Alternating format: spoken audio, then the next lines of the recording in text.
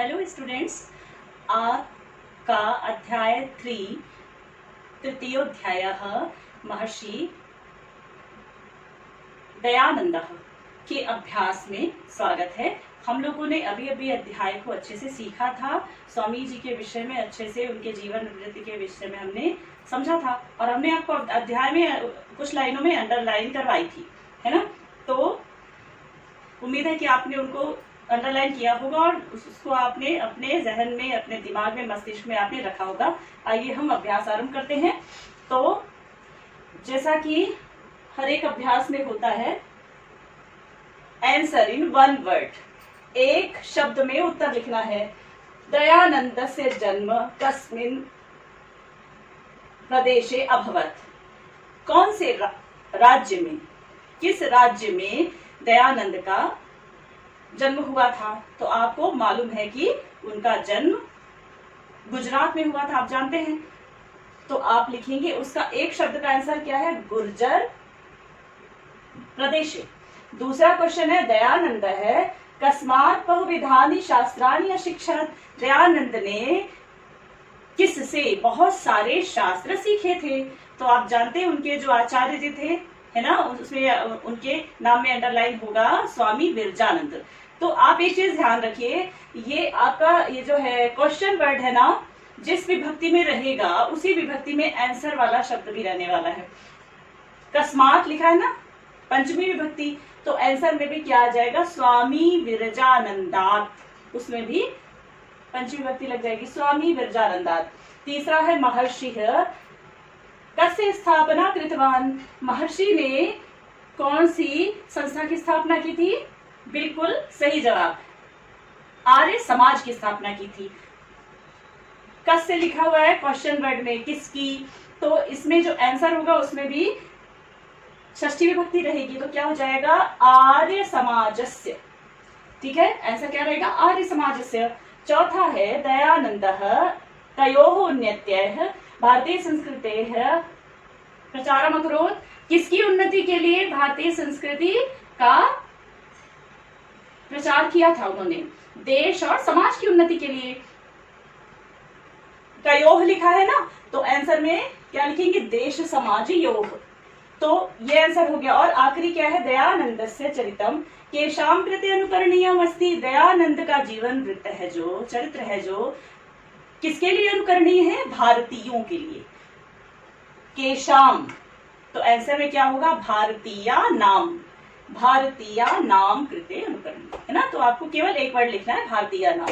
अब हम आगे की ओर चलते हैं। एक वाक्येन उत्तरम लिखत, इसका मतलब एक वाक्य में उत्तर लिखना है। जैसा कि हम सब इसकी ट्रिक अब हम लोग अच्छे से अब जान चुके हैं कि हमको सारा वाक्य याद नहीं करना है, हमको सिर्फ एक वर्ड याद करना जो उसका आंसर है, उस वाक्य में फिट करके सारा वाक्य उसमें लिख देना है।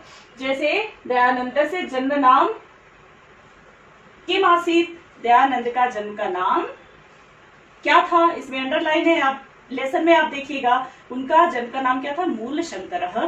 तो ये जो क्वेश्चन वर्ड है ना, इसको मूल शंकरः से रिप्लेस कर देंगे, इसको हटा के यहाँ पे मूल शंकरः लिख देंगे और आपका सेंटेंस, सारा सेंटेंस लिखेंगे, दयानंद से जन्म नाम मूल शंकरः आसीत। दूसरा क्या है, संन्यास ग्रहणानंतरम महर्षिः केन नामना प्रसिद्धः। संन्यास ग्रहण करने के उपरांत महर्षि किस नाम से फेमस हो गए थे, प्रसिद्ध हो गए थे। तो आप जानते हैं उनके गुरु का नाम क्या था, स्वामी पूर्णानंद सरस्वती। तो उन्हीं के नाम पे आधार पे उनका भी नाम क्या हो गया, स्वामी दयानंद सरस्वती। केन के स्थान पे आपको क्या लिखना है, स्वामी दयानंद सरस्वती, और शेष पूरा सेंटेंस आसपास का एक साथ लिख देना है। तीसरा क्वेश्चन, महर्षि केशाम उद्धाराय सदैव प्रायतः। किसके उद्धार के लिए महर्षि ने सदैव कोशिश किया है, प्रयत्न किया है। तो मैंने आपको उसमें आप लोगों ने सीखा था कि विधवाओं के लिए, अबलाओं के लिए, दलितों के लिए, गायों के लिए महर्षि उनके उद्धार के लिए उन्होंने कोशिश की थी। तो आंसर क्या होगा, केशाम के स्थान में आपको लिखना है विधवा बला नाम दलित वर्गा नाम गवाम। उद्धार आए। तो आंसर क्या हो जाएगा, महर्षि ही विधवा बलानाम दलित वर्गाणाम गवाम च उद्धाराय सदैव प्रयतत, है ना। और फोर्थ क्वेश्चन क्या है, दयानंदः केषाम प्रचारम अकरोत्, किसका उन्होंने प्रचार किया था, किसका किया था, उनका वेदों का प्रचार किया था। तो आंसर में केशाम के स्थान में क्या लिखेंगे, चिरोपेक्षित वेदा नाम, लंबे समय से उपेक्षित वेदों का उन्होंने क्या किया, प्रचार किया। तो आंसर क्या बनेगा, दयानंदः चिरोपेक्षित वेदा नाम प्रचारम अकरोत्। और आखिरी आंसर क्या, क्वेश्चन क्या, दयानंदः कस्य मूर्तिरासीत्, उनकी विशेषताएं क्या थी, सत्य और धैर्य और ब्रह्मचर्य उनकी विशेषताएं थी। तो कस्य के स्थान पे फिर क्या लिखेंगे अपन, सत्य धैर्य ब्रह्मचर्यस्य, कस्य है ना, षष्ठी विभक्ति में क्वेश्चन, तो आंसर भी षष्ठी विभक्ति में रहेगा। तो दयानंदः सत्य धैर्य ब्रह्मचर्य से मूर्तिरासीत्। ओके, तो ये हमने क्वेश्चन के, आप ये याद रखिएगा, जो आंसर इन वन वर्ड है, एक शब्द के आंसर वो एक एक नंबर के आते हैं, और ये जो एक वाक्य में लिखना रहता है, ये आपके जो है दो दो नंबर के आंसर आते हैं, 3 आंसर लिखने पड़ते हैं। तो इसको आप जरा ध्यान देंगे तो आपके 6 नंबर आसानी से हो जाएंगे। और अधोलिखित के लिए जैसा मैंने आपको समझाया था कि अधोलिखित हमको स्किप करना है अभी, ठीक है ना। और हम आगे की ओर चलेंगे। अब तो ये रिक्त स्थान आ गए, तो रिक्त स्थानों में हमको लेसन अच्छे से हमने सीख रखा है। तो अब हम केवल अर्थ हमको अगर सेंटेंस का मालूम होगा तो हमसे बड़े आसानी से हो जाएगा, याद करने की जरूरत नहीं पड़ेगी। जैसे महर्षि पूर्णानंद सरस्वती सकाशाद, महर्षि से उन्होंने क्या लिया था, संन्यास लिया था ना पूर्णानंद सरस्वती से। तो ये वाला आंसर संन्यासम अगृह्णात्। दूसरा क्या, दयानंदः मानवान उद्धर्तुम कार्यक्षेत्र समागतः, मानवों को किससे उद्धार किया उन्होंने, अविद्या रूपी अंधकार से। तो यहाँ रिक्त स्थान में क्या आ जाएगा, अविद्या अंधकारात्, ये वाला आंसर। फिर क्या है, जनाः रिक्त स्थान प्रत्यागच्छेयुः इति महर्षेः संदेशो, उनका मैसेज जो था, स्लोगन था, एक नारा दिया था उन्होंने, वेदों की ओर लौटो, है ना। तो संस्कृत में उसको बोलते हैं जनाः वेदान प्रत्यागच्छेयुः। तो यहाँ पे क्या होगा, वेदान। दयानंदः सोढ्वापि कर्तव्य विमुखः न जातः, क्या सहा था उन्होंने, बहुत सारी तकलीफें सही थी, दुख सहे थे। यहाँ पे क्या होगा, इसी में से लिखना है आंसर, दुखानी। और महर्षि रिक्त स्थान शरीरेण अमरः, कौन से शरीर से महर्षि आज भी हमारे बीच उपस्थित है, अमर हैं, यश रूपी शरीर से। तो यहाँ पे आएगा यशः। तो ऐसे हमने इसको संपन्न किया और इसके आगे के अध्याय की ओर अब हम आते हैं। तो ये आपको अगले अभ्यास में, अभी इसी अध्याय में अगला अभ्यास है ये, सही जोड़ी यथा योग्यम योजयत, ये रहा। तो आप जानते हैं दयानंद का जन्म 1824 ईस्वी में हुआ था। देखिए पहला क्वेश्चन, दयानंद से जन्म 1824 ईस्वी वर्षे। दूसरा क्या है, महर्षिना प्रकाशिता, क्या जलाई उन्होंने, वैदिक ज्योति जलाई।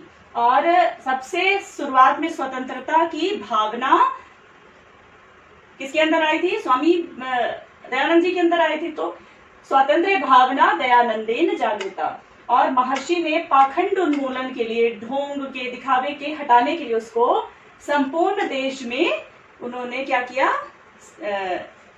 घूमे थे, वो भ्रमण किया था। भ्रम माने घूमे।